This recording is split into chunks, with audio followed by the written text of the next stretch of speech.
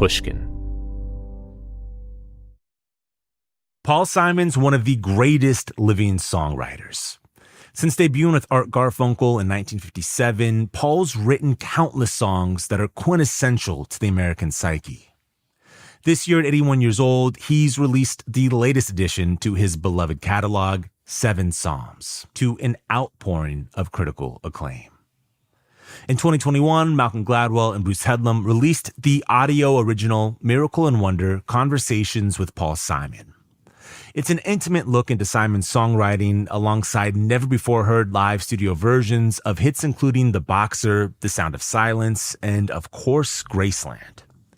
If you haven't listened to Miracle and Wonder, I highly recommend checking it out. It's available on Audible and at pushkin.fm. This fall at Pushkin, we'll be releasing an updated version of the audiobook with a brand new chapter featuring even more from Malcolm and Paul's newly recorded deep dive into 7 Psalms. To celebrate this newest chapter in Paul Simon's 65-year career and the latest addition to Miracle and Wonder, on today's episode of Broken Record, Malcolm Gladwell sits back down with Paul to discuss the creation of his newest album. Paul explains why he feels music reviews are more about the writer than the piece of music being critiqued, and he talks about why many of his lyrics take a more conversational bent. He also recalls how the title for his newest record came to him in a dream after he considered never writing another piece of music again. This is Broken Record, liner notes for the digital age. I'm Justin Richmond. Just a quick note here. You can listen to all of the music mentioned in this episode on our playlist, which you can find a link to in the show notes. For licensing reasons, each time a song is referenced in this episode, you'll hear this sound effect. Here's Malcolm Gladwell with Paul Simon. So how have you been? You've this album, I was reading through the reviews, and I was like, can I find a bad review? I can't find one. This has never happened. I'm so used to getting bad reviews myself that when someone you hit for the cycle on this, is like, there's no... That's a great, I love all baseball metaphors. Well, it's very pleasant to have a hit, you know? I don't read reviews, so I didn't read any of them. I'll tell you, they are 100%, they are rhapsodic. You should read them. They're fantastic. They're like... You know, if I do read them, I will not be happy. The reviews are about the reviewer. Yeah. So, number one, you're getting an insight into somebody's ego, which is sort of private in a way. So I'm not really comfortable with that. Mm-hmm. Number two, some people get what I'm doing and other people don't really get what I'm doing. They still, evidently with these reviews, they still like it. Maybe even like it a lot. But they don't go to the reasons that I put there. So, I'll give you an example of things that I've heard, because I haven't read any. He's dealing with his mortality. I can understand that somebody would say happens not to be the case. You know, the way that I write, I would say from that they're probably mostly going on the song Wait. You know, the way that I write it's partly true personally. It's partly like a wish that I have. It's partly other people's lives, but it's a character. Even though the character is me, it's not really me. It's a character. So that character is dealing with the issue of mortality. That's because the way that song was written, maybe one of the last or the last song. The reason that it's placed there is because that's a way to conclude the piece. So it's appropriate, but it's not consuming my time and thought. Of course, it's there, of course, but I'm not getting something out that I have to say. I'm concluding this long piece in such a way that it feels, hopefully, that it feels satisfying. Mm-hmm. Did you write Wait thinking that it was going to be the final? Yes, I wrote it as the final piece. That's why I think it was either Wait or Trail of Volcanoes. That was the final piece that I wrote. What happened with Trail of Volcanoes was I had another song and it didn't fit anywhere. And so I said, I have to lose this one. It's good. It was a guitar piece. It wasn't a written song, but it didn't fit musically anywhere. It just couldn't find its place. I was at that point in the construction of the piece or the album where my craftsmanship and my editing is dictating what I'm doing. It says to me, that is slowing everything down, no matter where you put it. And I'm looking for something to continue the momentum to get to the final Lord and the conclusion, even though I didn't know what the conclusion was at that point. I understood from years of making records that it wasn't right for the set. So I tossed it out and I said, I need a piece that has more of a sense of rhythm than the rest of the album, because the rest of the album is very free rhythmically. There's no drums, there's no bass. But Trail of Volcanoes comes from a loop, a bell of bells. So it's got a real pulse to it. Even though I don't keep the bells going all the time, I remove them and bring them back. But that served a good purpose for where it was in the album, just in terms of your ear, not in terms of subject matter. So that piece was placed where it is in the album for those reasons, and the end piece is there also as an end piece. And then from those two decisions, I then wrote the lyrics. I didn't know what I was going to write in Trail of Volcanoes, which in a way you can tell from the way it begins. Some of my songs begin very conversationally. To me, that's if I had to look at some old song and tell you what was I thinking, even if I couldn't remember it, I would say, oh, I didn't know what I was thinking. Mm-hmm. So I just began. In Trail of Volcanoes, it's when I was young, I carried my guitar. You know, that's a simple sentence. I don't know what the point of the piece would be, but I did have the line Trail of Volcanoes. It was in my notes. So that's what that song does. As it happens, it has an appropriate thought for the entire piece. But as far as the ear goes, it's the repetitive rhythm that gives the ear a sense of, I don't know, hopefully it gives it a pleasure after things have been sort of floating and not exactly arrhythmic, but not with a tight rhythm. Here's a loop. And Wait becomes, after these 6 songs, what subject would I be on? And someone I played it for at that early stage said, having heard the first 6, and I just had the track for the 7th, said, hearing these first 6, I just feel like I really don't want to die. And there was the subject of Wait. So anyway, back to reviews and critics. That's how that came about. Mm-hmm. But if you were writing and saying, well, mortality is on his mind, it's not wrong to say that, but I'm not interested in it as a thought because it's not actually what I was thinking. What I was thinking was sort of mundane compared to the idea of me contemplating my mortality. Mm-hmm. I was constructing a piece. Yeah. To go back a little bit, I was curious.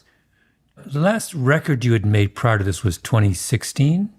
So this is the longest break you took between writing music, New songs. in your life.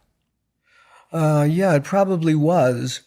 When I stopped performing and said I'm going to stop, which I think was in 2018, Yeah.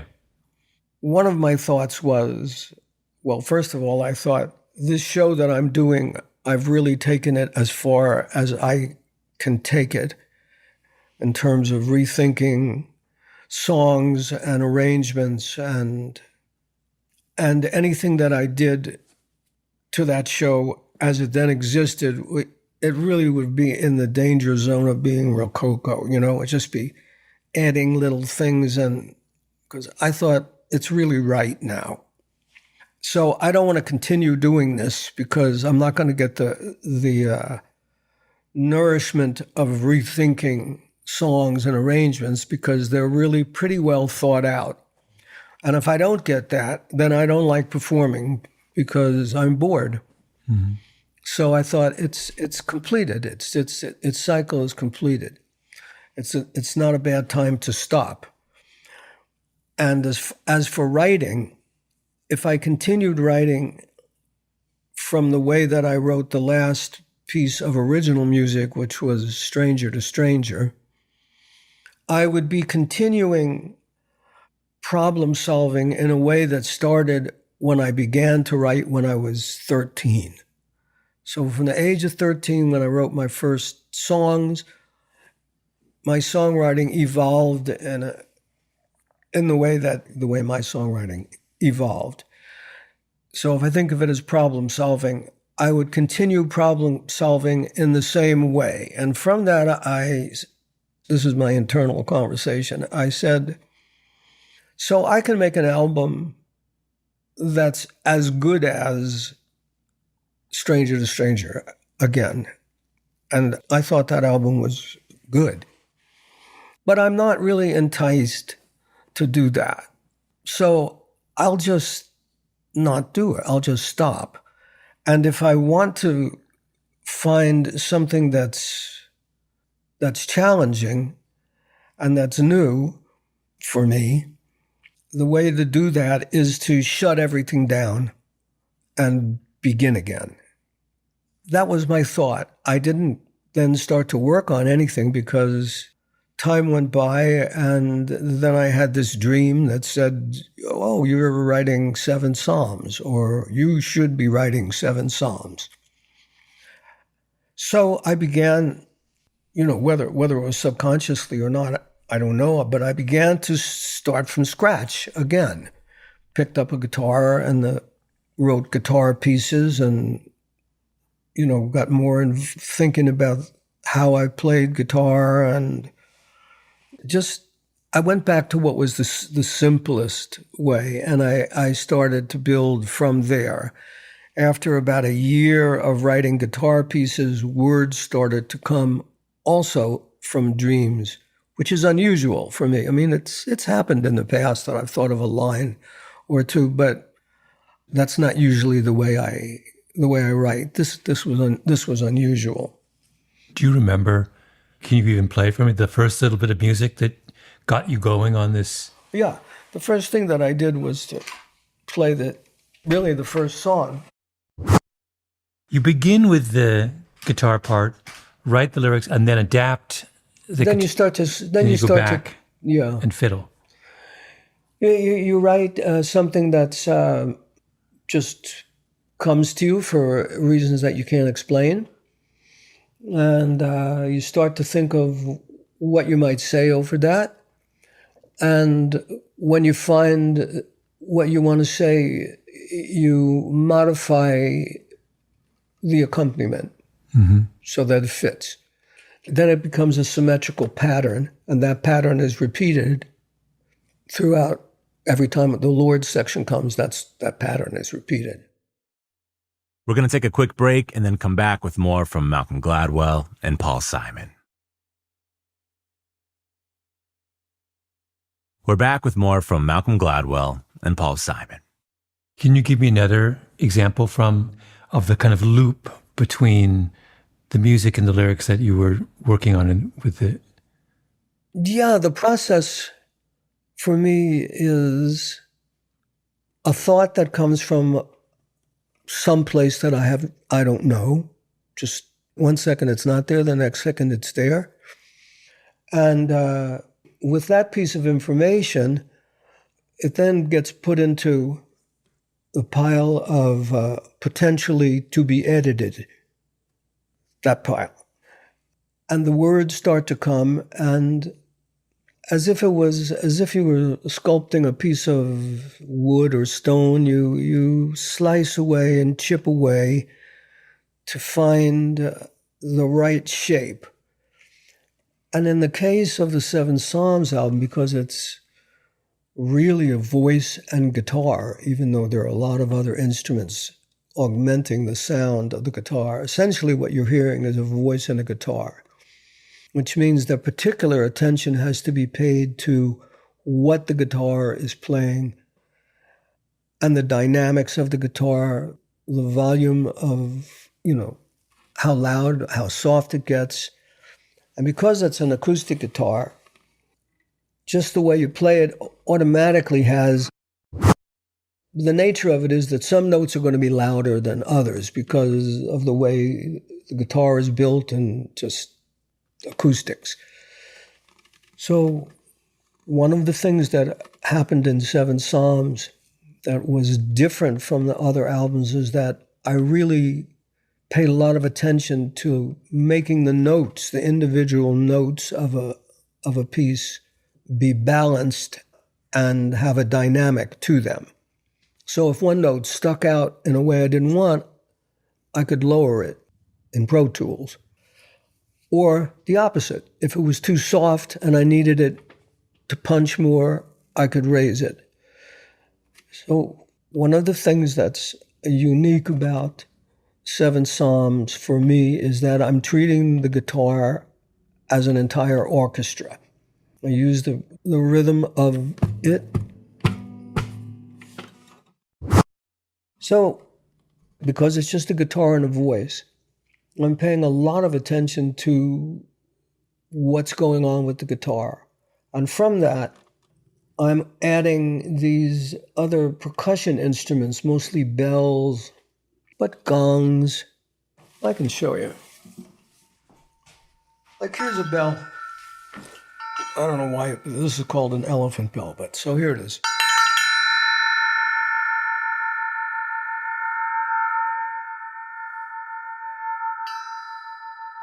It's not so much the hit that I'm interested in, it's the overtones that are going to continuing.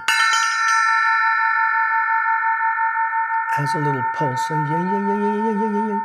So I would attach that to certain notes. Where was that sound used? What song? Oh, throughout the record. Yeah. Just must probably used 100 times. And is that it's called an elephant bell? It's called an elephant bell. Is it actually a kind of vintage? It's not new. Yeah. I don't know how old it is. It's very unusual looking. It doesn't look modern. It's probably Asian. There's kind of claws on it. Yeah, it has. It's probably, out of the Indonesian world. Where did you get it? Well, I have a lot of different percussion instruments. Some I picked up on the road. Some are given to me by guys in the band because they knew I was interested in percussion. Mm. So over the years, I've collected a lot of it. So the guitar has a bell in it. It has a ring in it. And sometimes I'd attach this bell to it very subtly. It's not meant to be, really noticed as much as felt. This bell that I'm holding now we call this a spinning bell. Oh, that's lovely. I don't know if you can hear it with this microphone, but it goes, whoom, whoom, whoom, whoom, whoom. That's a different bell. It's used at a different time. It's just like a brass. It's about tree. 4 inches wide, and it sort of looks like a pointy hat, and it's an eighth of an inch thick, and it's made out of brass, and It has a string, and you spin the string around so that when it unwinds, it spins. And as it spins, the sound changes. I'll do it again. I don't know whether these microphones are going to be able to pick this up, but...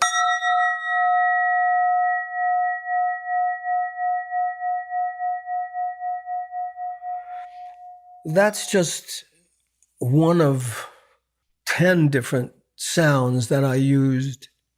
And for me, if you consider this record to be a spiritually oriented record, the spirituality is mostly expressed in the music, even though the words are on the same subject, but the unspoken, the silent conversation, so to speak, well, the conversation without words is the deeper spirituality for me, because it's some expression of something that I hear and feel without words.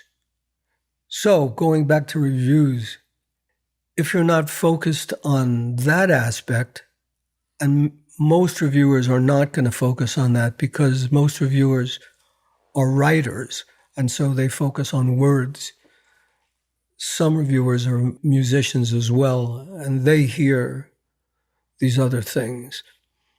When I was mixing the record, I played this for a musician friend of mine who happened to be in another adjacent studio. And he said, I like to listen to it at home. And then when he saw me the next day, he said, I kept thinking to myself, did I just hear, I thought I heard a glimmer of... And then I wasn't sure. I kept thinking throughout the record, did I just hear that sound that I imagined, or did I? That's exactly what I wanted. Who was the musician? It was Chris Thiele, who was a brilliant mandolin player. Mm-hmm. And he was hearing one of those percussion notes that he was hearing that, or it could have been any number of things, because there are so many subtle sounds used throughout this piece, so many. Mm-hmm. But the way I was hearing and the way he heard it was as if the sound stretched all the way to a horizon, and I could just about make out what the sound was in the farthest place away. So that's a very deep, not deep, intellectually or spiritually, but it has a deep visual perspective to sound. It goes way back. And it makes the guitar, this simple acoustic guitar, sound bigger. Anyway, that's what I'm trying to do. Mm-hmm.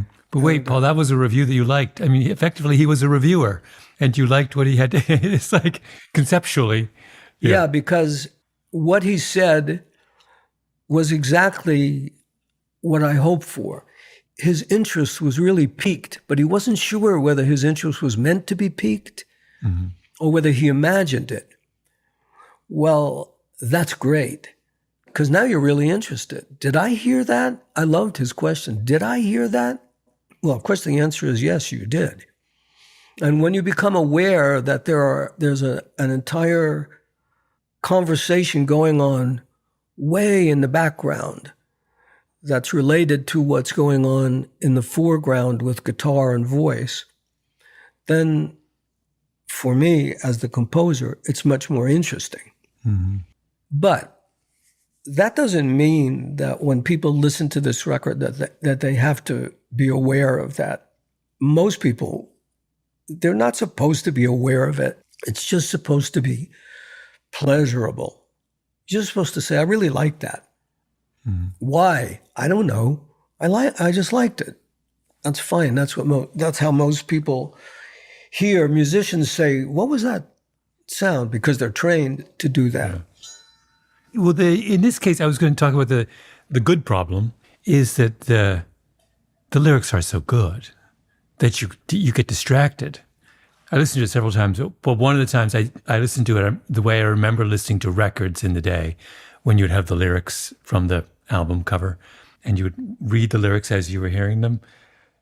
And you do that, in one of your first or your second listens, just so you can kind of locate everything. Right. And I was doing that. I was doing this yesterday. And I was like, it was incredibly important because it made me focus for a moment on the poetry. And I was going to talk about this because I think the writing here is some of the best you've ever done. It's exquisite. And I say this now I'm responding as a writer, because I'm a writer. There's a little bit, for example, in my professional opinion, the line about the cows is as funny a line as you've written. No, I had that line for a long time.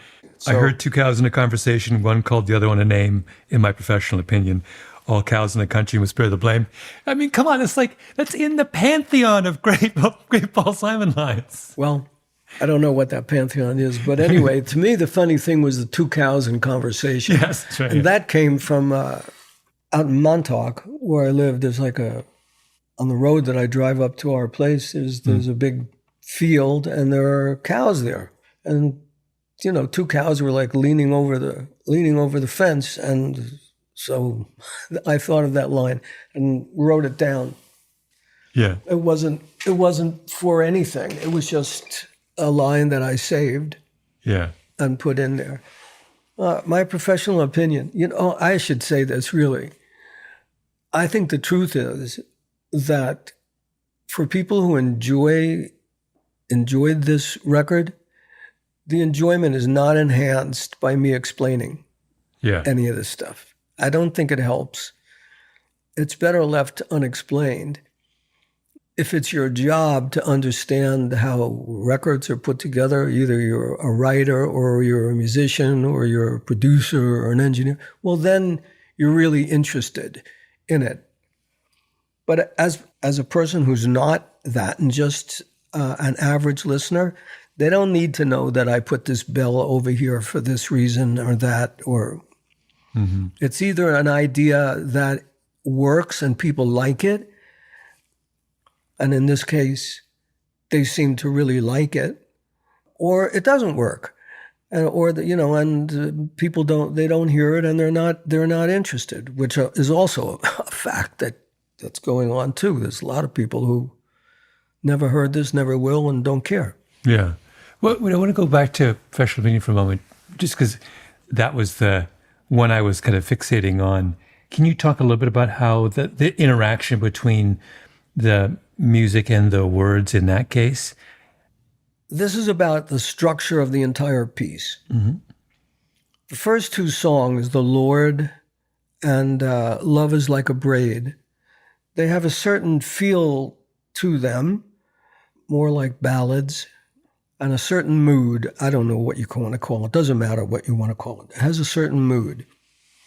So this again goes to me as an editor of the piece that I'm working on.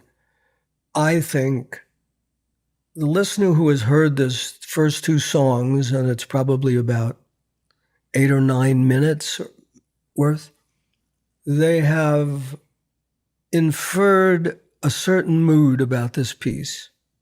But I don't want that to happen.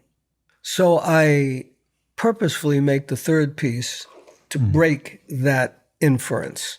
So instead of having pieces that were, that's a very different mood. Don't stop. I'm enjoying myself. Oh. Well, the reason I can't remember, the reason I'm not playing more is that, I haven't played it in a long time. So I'm sort of going by muscle memory. Yeah. The reason when you said that this isn't really just an album about you confronting your mortality, and the reason I agree with that is that song, you're having so much fun.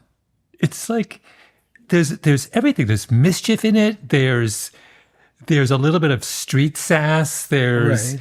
I can see you as a kid on the streets of Queens, like you're both commenting on and kind of mocking a little bit of the popular culture. I don't know. It's just like, it's not a song about a guy at the end of his life confronting his mortality. It's about a song about a guy in the middle of everything, like, Right. There's so much fun in that. It has fun and it has jokes. Yeah, it has. Yeah. Good morning, Mr. Indignation.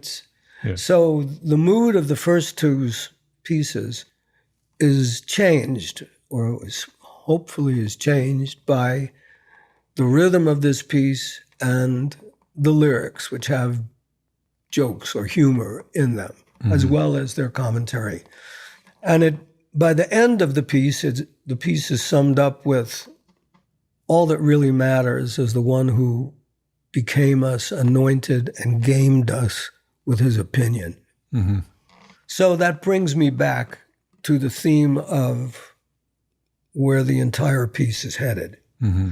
And now I'm set for really the beginning of the album, Your Forgiveness. From here on, it's going to be sort of intense and growing. So the first two songs introduce you to the mood and the theme. The third song says, don't get too settled into that and think that this is not what people are thinking. Yeah. This is what I'm thinking as someone who's observing attention span of a listening audience, or imagining their attention span and trying to make it as enjoyable as possible by not allowing you to get bored too early. Yeah. But it's very, I mean, I'm remembering back to our long conversations 2 years ago, it's typical of your kind of writing and communication style that you like to establish something and then say, wait a minute. And then the humor often comes in you amending the Right. impression that you've given. That's right. Yeah. There's a line, in one of the reviews, someone quoted that lovely line where you said, I'm a man who likes to travel, but maybe not since I live. What's the line? Oh, that's from Darling Lorraine. That's Yeah. a perfect example of that. Yes. I think that might have been the first time that I may have used that kind of joke. The line is, all my life I've been a wanderer, which I wrote because I just make up things as I'm searching for a melody. I wrote that line and thought, what bullshit, you know? So what it ends up in the song is, all my life I've been a wanderer. Not really. I mostly lived in my parents' home. Anyway, Lorraine and I got married. Yeah. And I love that the subject changes completely, 180 degrees. He says a line, it's just a lie. Then he says, that's bullshit. Really, anyway, back to Lorraine and I. We got married, and that's the way conversations are. We don't just talk on one straight subject. We do this, and then there's an interruption, and we go over here. We say, oh, that reminds me, I have to pick up my clothes at the cleaners, or a funny thing that somebody said. It's just the mind changes all the time, and songs can be the same. And when they are, it doesn't upset the listener, I don't think. We have to pause for another quick break, and then we'll come back with more from Malcolm Gladwell and Paul Simon. We're back with the rest of Malcolm Gladwell's conversation with Paul Simon. My favorite component, I guess we don't want to call them songs. I don't know what we call them, but Sacred Harp is the one that I was really drawn to. That's mine too. I wanted to talk about that one because it has, on the writing front, there's that one little bit about when the kids get in the car and they say they would have mowed us down. I have it written down here. And then we talk about the boy, about he doesn't talk much anymore, just to the voices inside his head. The boy just gazed down at the floor and nodded once or twice at what she said. That little section that begins with her voice was a blend of regional perfumes. We have no destination. It's another one of those things where I was like, this is as beautiful and perfect a lyrical section as you've ever done. It's like, thank you. It's an entire scene in a brilliant, moving, powerful scene in 4 lines. Well, yeah, I could use you as my reviewer. You can review all my stuff. I'm happy to. But I don't know where that came from, her voice, a blend of regional perfume, but it sang perfectly. Mm-hmm. And it also had a description of... when you say it sang perfectly, what do you mean?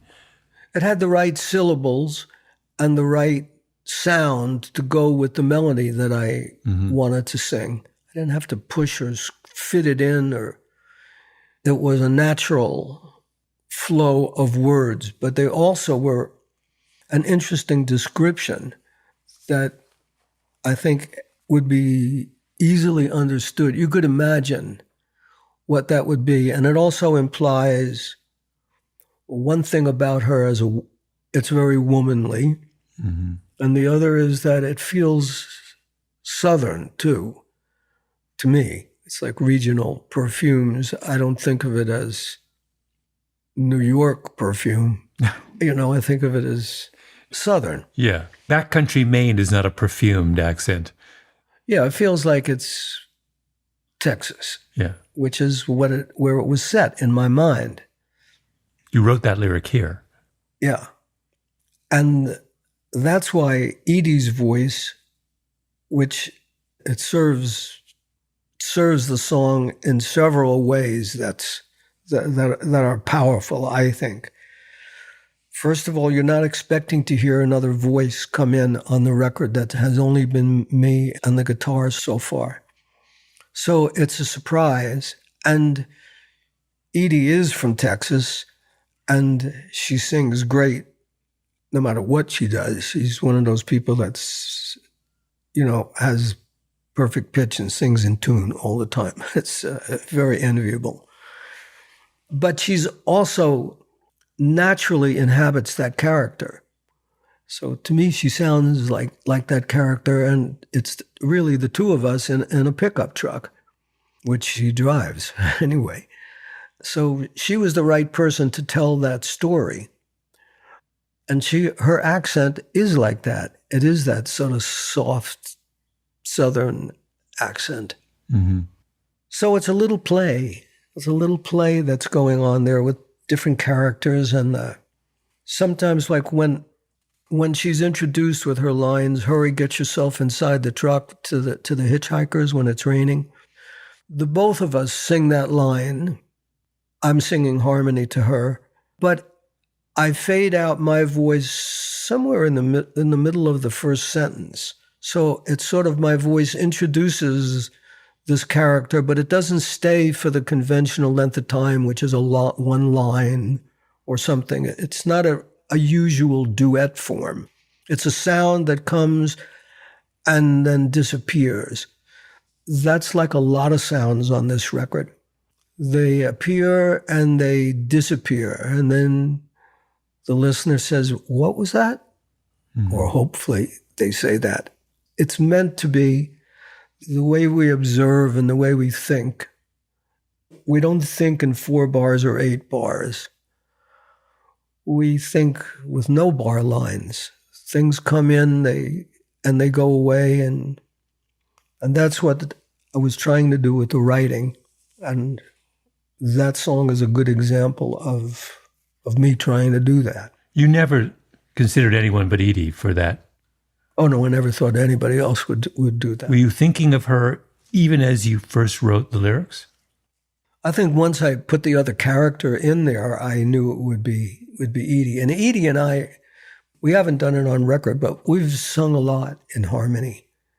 And like many years ago, Edie wrote these songs when our kids were little, and she used to take them to the park in the stroller. She would make up songs while they were in the stroller and on the swing. And they were great songs, really simple, great, the kids could sing along with, but beautiful. Wait, did she ever record those? We recorded them. Oh, you did? Yeah. So I know that we sing well together. We have a very good blend. So Edie was always that character. And then in Wait, she also fits that character. It's another character, that voice that comes in. It was like sort of angelic, and it also fits Edie's voice because it's a voice that can go in a lot of places. Her natural inclination is to be a little bit bluesy. She her notes sort of fall off, and yeah. But in this case, she's just singing in this voice that's, I don't know who that voice is. It would be, the cliche would be, it would be like an angel's voice, I wouldn't say that, but that's the cliche of it. Can you play any bit of the music for Sacred Heart? Yeah, I can play a little bit of the guitar. I forgot some of it, but. Why, when I said that was my favorite song, you said that's my favorite song too. Why is it your favorite song? Well, I love the duet. I really like the story. I like the way the voices come in and the way they dance with each other. Mm-hmm. I liked that little interval. I liked her voice, a blend of regional perfumes. I liked the way the mist turns from what she says in the beginning. The rain will turn to mist with any luck, and you can find a place to stay. That's what she says to the hitchhikers when they get in, because she's like, we, the drivers of the pickup, feel bad that it's pouring rain, but we're really not in the mood for hitchhikers. So it's like, come on in, but we're not going far, so we're telling you now it's not a long ride. It's the rain will stop. You can go and find a place to stay. Mm-hmm. At the end of the story, it's the ringing strings, the thought that God turns music into bliss. We left the pickup in the driveway. The moon appeared as amber in the mist, so that the mist becomes another meaning from the first time it's used. Things like that, as a songwriter, are satisfying because it came together. Mm-hmm. I'm always trying to make it come together, but it doesn't happen all the time. The emotional range in that song is what was what you're alluding to now, but that's what drew me. We have the generosity mixed with reluctance, which is one kind of emotion. We meet these two people and they're broken. These kids, they're like on the run. That's right.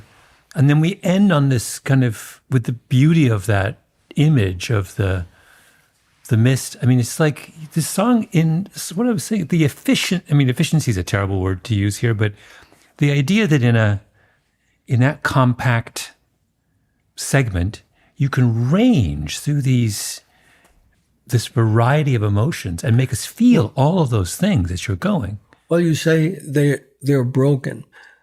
They appear to be broken. My boy and me, we're refugees of sorts from my hometown. They don't like different there. They would have mowed us down, like weeds. Mm-hmm. So they seem like they're broken. He doesn't talk much anymore, just to the voices in his head. But really, they're seekers of spiritual bliss, the sacred harp that David played to make his songs of praise. We long to hear those strings that set his heart ablaze. They're the enlightened pair, really. Mm-hmm. It's an interesting story, I thought. Oh, it's gorgeous. It's odd. It's the one. As someone who was raised in the church, it's the song that's the most kind of explicitly biblical. Really, you could turn that into a hymn. It could be sung in a church. I'd get a lot of pleasure if it did find its way into that environment. I'd like that. That would give you a lot of pleasure because they would recognize. Because I like when songs go to different places. Mm-hmm.